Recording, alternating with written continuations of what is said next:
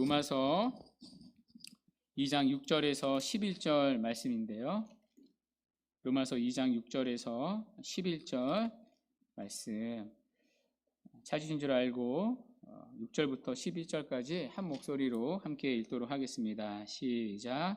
하나님께서 각 사람에게 그 항해한 대로 부응하시되 참고 선을 행하여 영광과 존귀와 썩지 아니함을 구하는 자에게는 영생으로 하시고 오직 당을 지어 진리를 따르지 아니하고 불의를 따르는 자에게는 진노와 분노로 하시리라.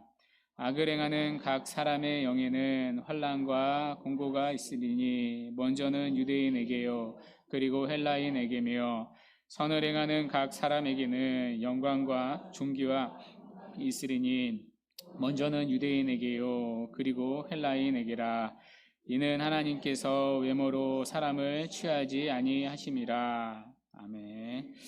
오늘 설교의 제목은 차별 없는 하나님의 진노입니다. 설교를 주의 깊게 들으신 분들은 눈치를 챘을 겁니다. 일부러 설교 제목에 라임을 맞추는구나 눈치를 챘을 겁니다. 몇 주 동안 설교 제목에 하나님의 진노가 붙었습니다. 그 앞에 수식어만 바뀌고 있는데요. 첫 번째는 하늘로부터 나타나는 하나님의 진노였습니다. 두 번째는 지금 나타나는 하나님의 진노였습니다. 세 번째, 지난 시간이었죠. 피할 수 없는 하나님의 진노였습니다. 오늘은 차별 없는 하나님의 진노입니다.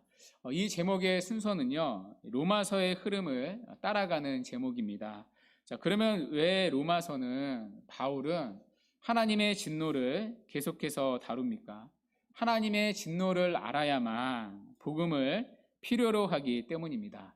우리가 처한 비참한 상태를 알아야만 복음에 나타난 하나님의 의를 붙잡기 때문입니다. 자, 그래서 복음을 설명한 바울은 이어서 바로 하나님의 진노를 다룹니다. 자, 그런데 진노를 다루는데 흐름이 있습니다. 진노의 대상이 점점 좁아집니다. 처음에는 하늘로부터 나타나는 하나님의 진노를 말했습니다. 하늘로부터 나타난다는 것은 모든 사람이 하나님의 진노 아래 있다는 뜻입니다. 그러니까 진노의 대상이 온 인류였습니다. 자, 그래서 1장에 보면 진노의 대상이 그들이었습니다. 온 인류를 그들이라는 3인칭으로 표현을 했습니다.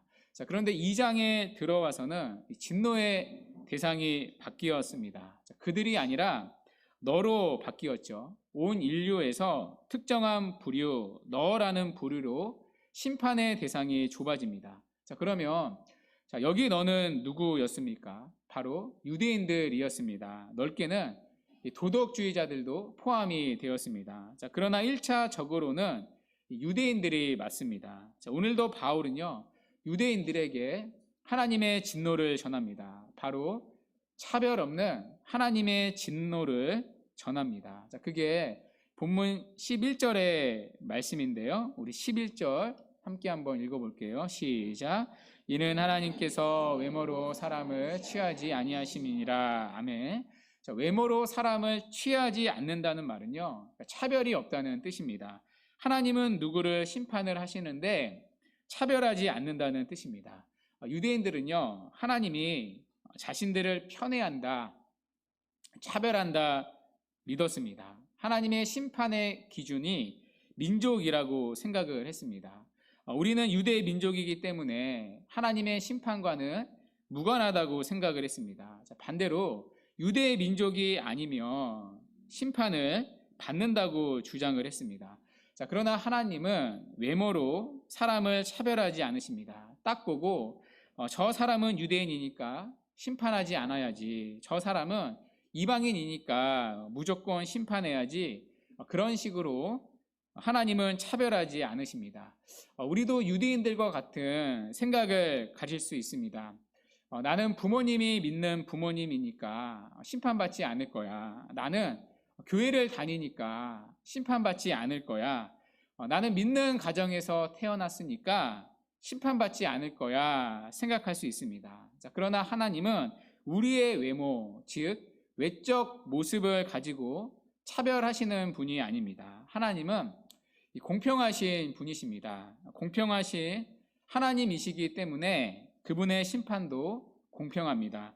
자, 그 공평하신 심판이 6절에 나오는데요. 우리 6절 다시 한번 같이 읽어볼게요. 시작. 하나님께서 각 사람에게 그 행한 대로 보응하시되. 아멘. 하나님은 사람이 행한 대로 심판을 하십니다. 행한 대로라는 말은요, 차별이 없는 심판이라는 뜻입니다. 그러니까 유대인이기 때문에 무조건 프리패스가 아닙니다. 유대인이나 이방인이나 동일한 기준으로 심판을 하십니다. 자, 그 동일한 기준이 바로 행함에 따른 심판입니다. 7절에 나오듯이 선을 행하는 자에게는 영생으로, 또 8절에 나오듯이 악을 행하는 자에게는 진노와 분노로 하십니다. 그러니까 영원한 생명과 영원한 진노로 나타나는 심판은 행한 대로 임합니다. 공평하신 하나님은 행함이라는 동일한 잣대로 심판을 하십니다. 자, 그러면 이런 질문이 생깁니다. 아니, 지금까지 바울은 믿음으로 구원을 받는다고 하지 않았습니까? 우리의 행함이 아니라 믿음으로 구원을 받는다고 말하지 않았습니까? 자, 그러면 지금 바울이 뭔가 잘못 말하고 있는 것 아닙니까? 바울이 조금 정신이 이상해진 것 아닙니까? 왜 여기서는 갑자기 행위 구원을 말합니까? 답부터 내리면 그렇지 않습니다. 이 구절들은 지난주에 잠깐 언급한 대로 행위 구원을 말하는 게 아닙니다.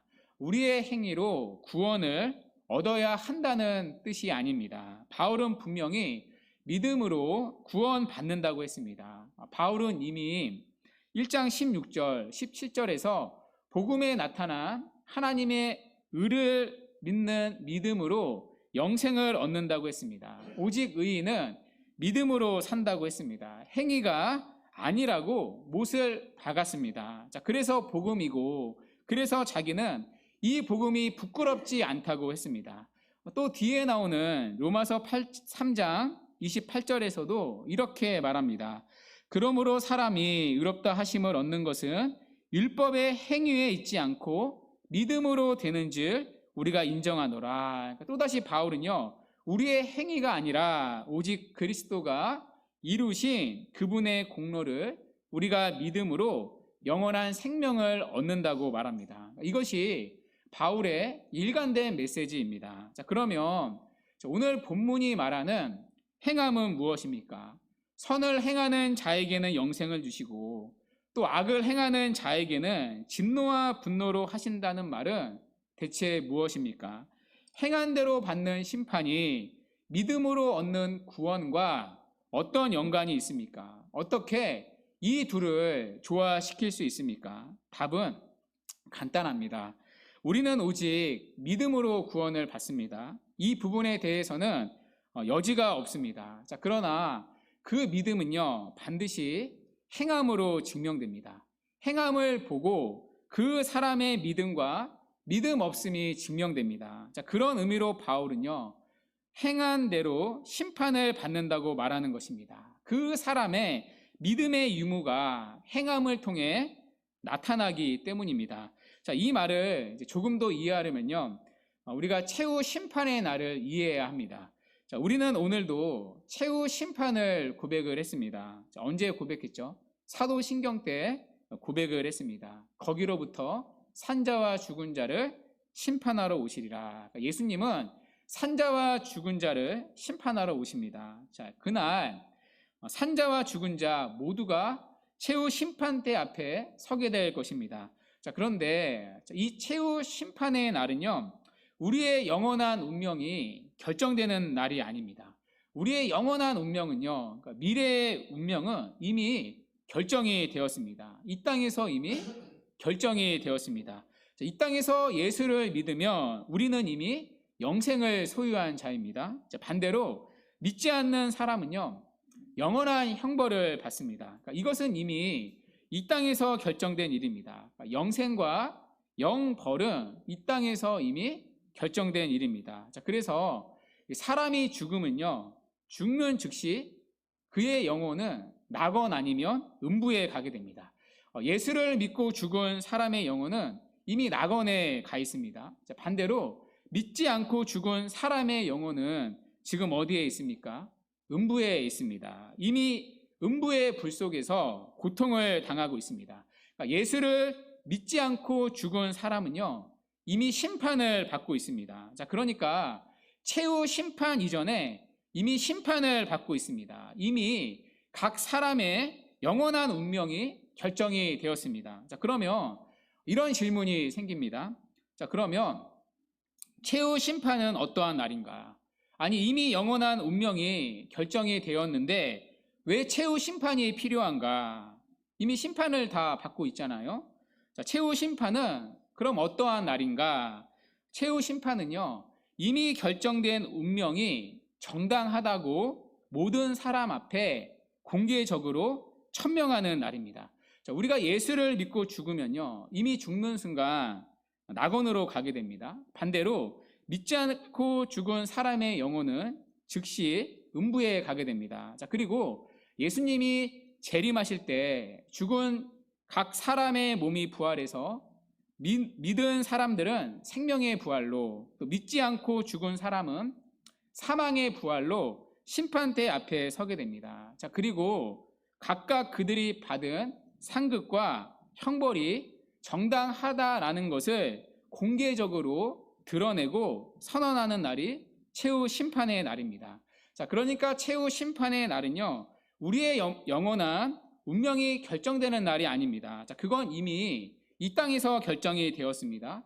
최후 심판의 날은요, 그냥 그걸 이제 공개적으로 선언하는 날입니다. 모든 사람 앞에서요. 그리고 그 선언이 정당하다라는 것을 공개적으로 천명하는 날입니다. 그러니까 따라서 그 날에는 각 사람에게 선언한 것이 정당하다라고 하는 것을 입증할 수 있는 공개적인 증거가 필요합니다. 예를 들어 이제 하나님이 최후 심판의 날에요, 모든 사람 앞에서 저에게 공개적으로 선언을 하십니다. 이전과는 영생, 천국에 들어갈 자이다. 공개적으로 선언을 하십니다. 자, 그러면 이 선언이 정당하다라는 공개적인 증거가 필요합니다. 자, 그 공개적인 증거가 무엇입니까? 바로 저의 믿음입니다. 우리의 믿음입니다. 자, 그런데 그 믿음이요, 진짜 믿음인지 가짜 믿음인지 어떻게 모든 사람 앞에서 공개적으로 증명될 수 있습니까? 여러분, 믿음은요, 사람들 앞에 눈에 보이는 게 아니잖아요. 우리의 믿음이 예수를 진짜 믿었던 믿음인지 아닌지를 어떻게 공개적으로 그날 증명될 수 있습니까? 바로 우리의 행위입니다. 우리의 행위가 우리의 믿음을 증거하는 역할을 하게 됩니다.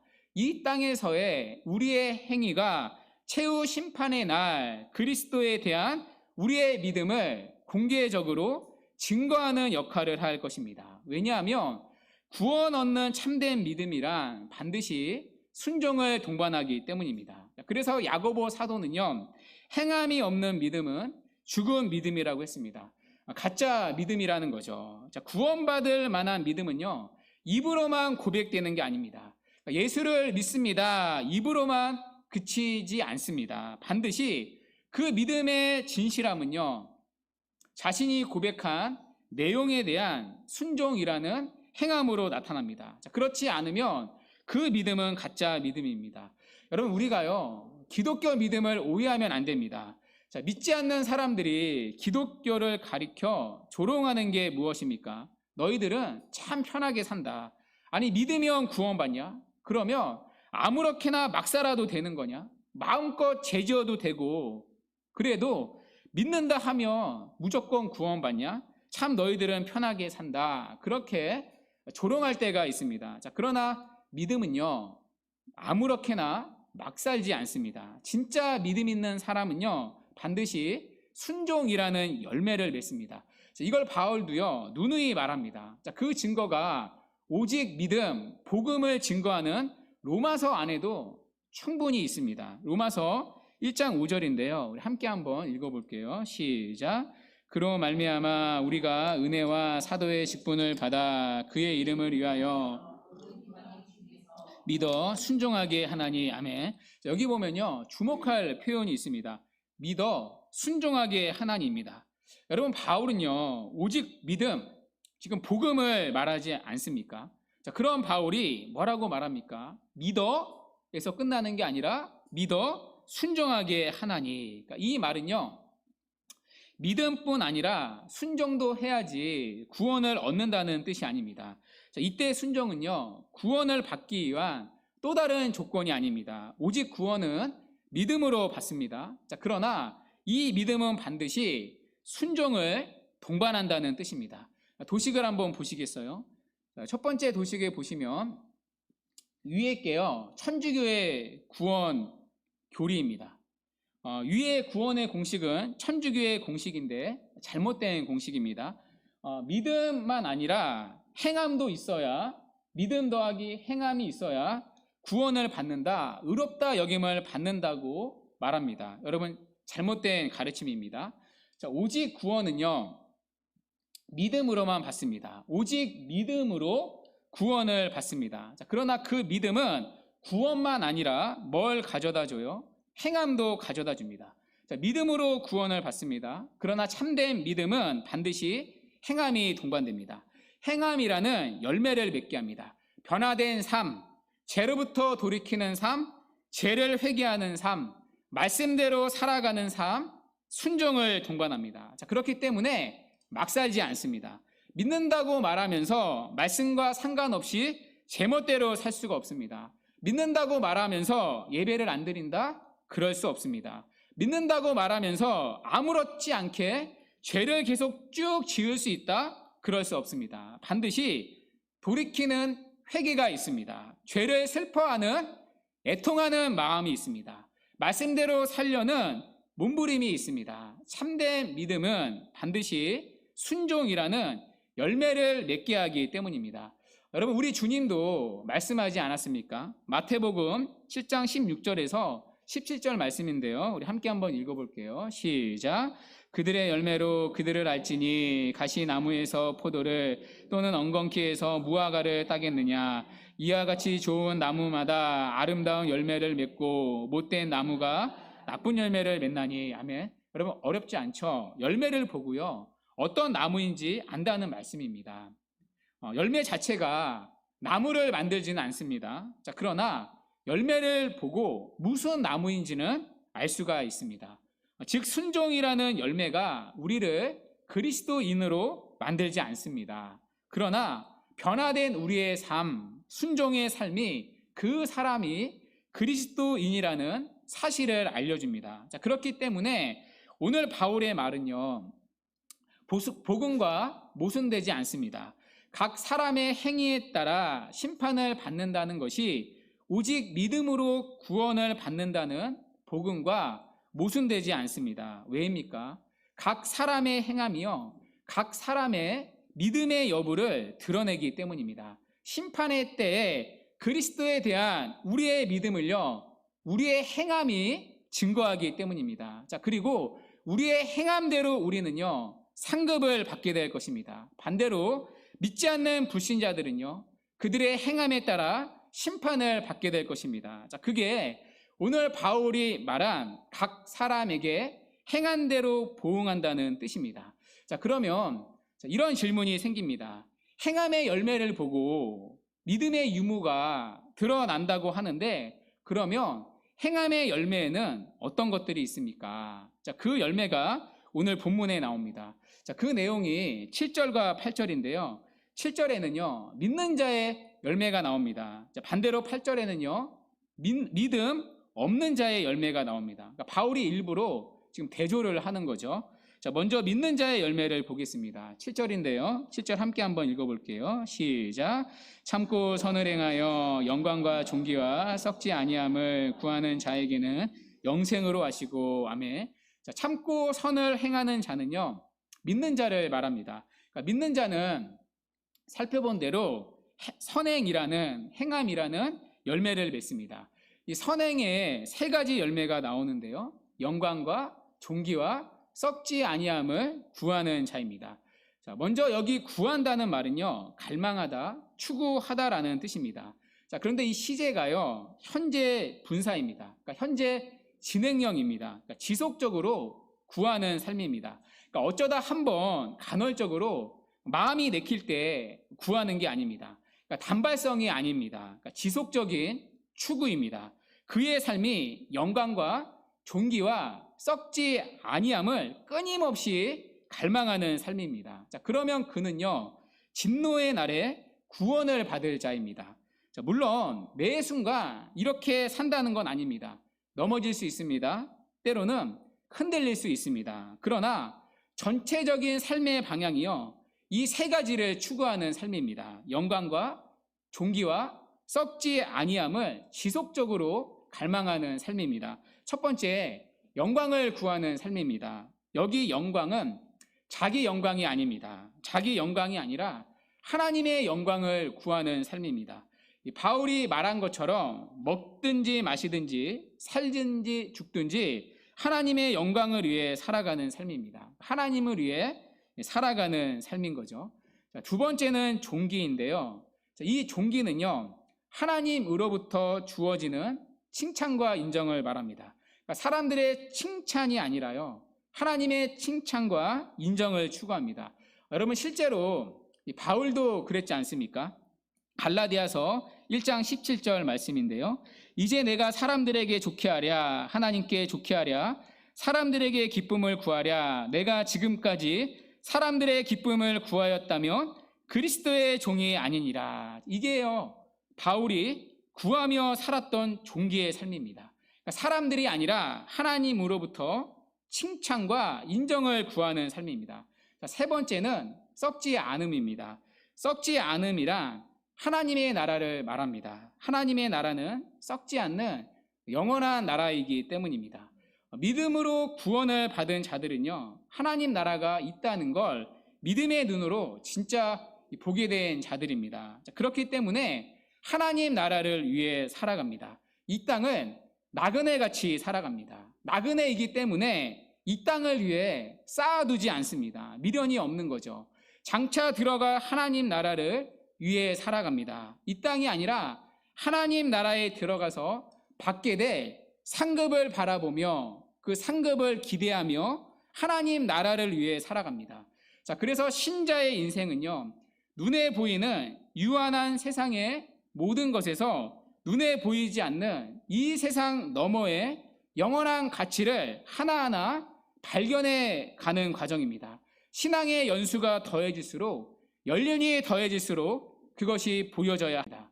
그 가치가 눈에 들어오고 마음에 더 깊이 새겨지고 그것이 더욱 커져서 눈에 보이는 이 땅의 가치들이 하찮게 여겨지는 삶이 신자의 바른 삶입니다. 그게 바로 썩지 않음을 구하는 삶입니다.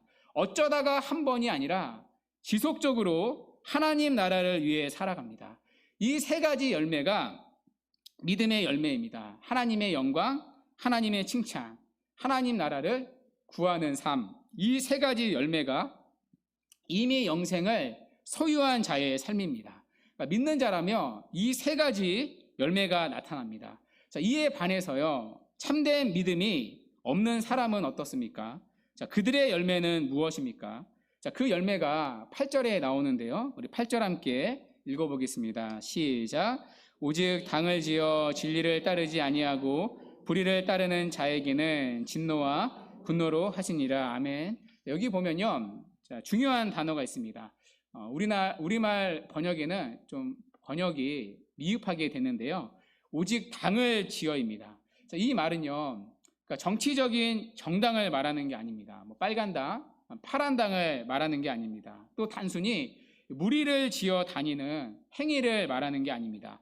이 당을 짓는다는 말이 헬라어로 에리데이아라는 단어입니다. 풀이하면 이기적인 야망이라는 뜻입니다. 자, 그러니까 7절의 모습과 정반대인 거죠. 믿는 자는 하나님을 위하는 삶입니다. 하나님 중심적인 삶입니다. 자, 그러나 믿음이 없는 사람은요, 이기적인 야망, 나를 위하는 삶입니다. 그러니까 중심이 정반대인 거죠. 하나님의 영광이 아니라 나의 영광을 위해 살아갑니다. 이렇게 하면 하나님이 기뻐하실까가 아니라 이렇게 하면 내가 더 잘 될까? 그게 늘 기준입니다.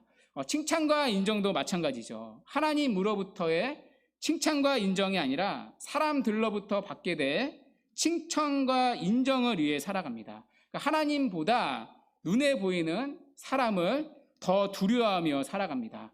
또 썩지 않을 것이 아니라 썩을 것을 위해 살아갑니다. 썩지 아니할 하나님 나라가 아니라 이 땅을 위해 살아갑니다. 주된 관심이요, 이 땅의 것들입니다. 눈앞에 보이는 이익을 위해 살아갑니다. 그러니까 7절의 모습과는 상반되는 모습인 거죠.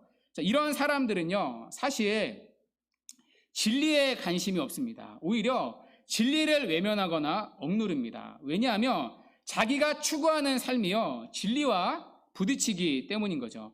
자기가 추구하는 삶이 진리의 제지를 받기 때문입니다. 여러분, 진리를 있는 그대로 들으면 마음이 불편하지 않습니까? 양심의 가책을 느끼지 않습니까? 듣기 불편하잖아요. 그래서 진리를 애써 무시하고 외면하는 삶으로 나타납니다. 자, 그래서 8절은요, 한마디로 정의합니다. 진리를 따르지 아니하고 불의를 따르는 자. 그러니까 진리를 억누르고 불의를 따르는 자. 여러분, 성경에 정확한 고발 아닙니까? 자, 그런데 여기도요, 시제가 현재 분사입니다. 그러니까 현재 진행형입니다. 자, 그러니까 지속적으로 쭉 그렇게 사는 겁니다. 자, 물론 이 사람들도 간헐적으로는 선을 행할 수 있습니다. 어쩌다가 선을 행할 수 있습니다. 예배도 드리고요, 기도도 하고요, 또 말씀을 듣고 기뻐할 수도 있습니다. 자, 그러나 이 중심이 변하지 않습니다. 중심의 이동이 일어나지 않습니다. 중심이 딱 이기적인 욕망, 자기 중심입니다. 그러니까 여기 이기적인 욕망에 이끌려 살아갑니다. 그러니까 지속적인 삶의 방향이 자기 중심적인 삶입니다. 이렇게 행함의 열매가 다르게 나타납니다. 믿는 자에게서는 하나님 중심적인 삶의 열매가 나타납니다. 영광과 존귀와 썩지 아니함을 지속적으로 추구합니다. 자, 그러나 믿음 없는 자들은요, 자기 중심적인 열매가 나타납니다. 그러니까 전체적인 삶의 기조와 방향이 정반대입니다. 추구하는 삶의 방향이 다른 거죠. 자, 그리고 이렇게 추구하는 삶의 방향에 따라 받을 상급과 형벌이 다릅니다. 자, 먼저 선을 행하는 각 사람에게는 무엇이 주어집니까? 8절에 영생이 주어집니다. 자, 그리고 10절에 영광과 존귀와 평강이 주어집니다. 영광과 존귀와 평강은요, 믿음의 사람들이 이 땅을 살아갈 때 구했던 것들입니다. 영광과 존귀와 평강, 그것들을 심판의 날의 상급으로 받습니다. 그토록 구했던 하나님의 영광을 눈으로 보게 될 것입니다. 그리고 그토록 구했던 존귀를 그날 하나님으로부터 받게 될 것입니다. 심판의 날에 잘하였도다, 착하고 충성된 종아라는 칭찬을 받게 될 것입니다. 그 순간 우리는 이 땅에서 당했던 수많은 외로움과 상처를 기억도 못할 만큼 완전한 보상을 받게 될 것입니다. 자, 그리고 썩지 않을 하나님 나라를 영원한 상급으로 받게 될 것입니다. 그 나라에서 영원한 평강을 누리게 될 것입니다. 그날에는 더 이상 죄가 깨트릴 수 없는 완전한 평강과 안식을 누리게 될 것입니다. 자, 반대로 악을 행하는 각 사람은 무엇이 주어집니까? 8절에 하나님의 진노와 분노가 쏟아집니다. 그리고 9절에 환난과 공고가 있습니다. 이 환난과 공고는요, 지옥에서 당할 영원한 고통을 말합니다. 자, 그들은 꺼지지 않을 불못에서 영원한 고통을 겪게 될 것입니다. 자, 그런데 여기서 우리가 한 가지 또 눈여겨봐야 할 게 있습니다. 자, 바울은 의도적으로 같은 단어를 중복해서 사용합니다. 하나님의 진노와 분노는 같은 뜻입니다. 또 환난과 공고도 같은 뜻입니다. 자, 같은 뜻인데 중복해서 사용하고 있습니다. 그만큼 악을 행하는 그들에게 임하는 하나님의 심판이 얼마나 극심한지를 보여주는 것입니다. 자, 그리고 바울은요, 이 모든 일에는 순서가 있다고 말합니다. 하나님의 보응에는 순서가 있다고 말합니다. 먼저는 유대인에게요, 그리고 헬라인에게로다라고 말합니다. 여러분, 우선성이 누구에게 부여되고 있습니까? 유대인에게 먼저 부여되고 있습니다. 그러니까 선에 대한 보상이든 악에 대한 심판이든 유대인에게 우선성이 부여됩니다. 여러분, 이 우선성은요, 차별이 아닙니다. 그러니까 유대인을 편애하는 게 아닙니다. 자, 이 우선성은 민족적인 우선성이 아니라 시간의 우선성을 말합니다.